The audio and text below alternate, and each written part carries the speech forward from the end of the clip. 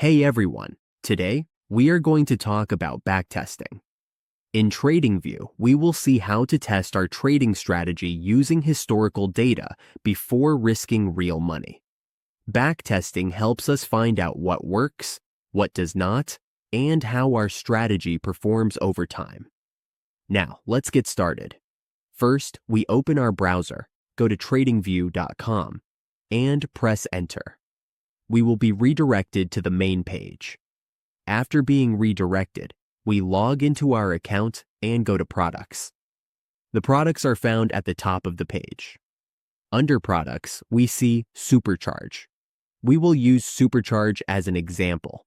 We click Supercharge, and we are redirected to the charts. Here, we can see the ups and downs of the market, including profit and loss. To backtest, we use the app Stocks as an example. Backtesting means applying a trading strategy or model to historical data to see how it would have performed.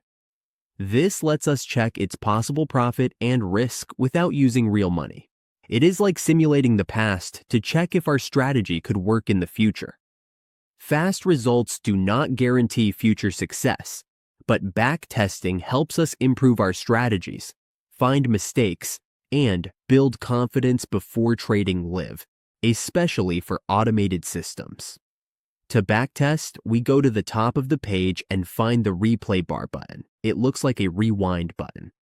We click this button to start. If we move our cursor to the left, the right part of the chart will be partly revealed. We can select dates to decide where to start. We can choose any date.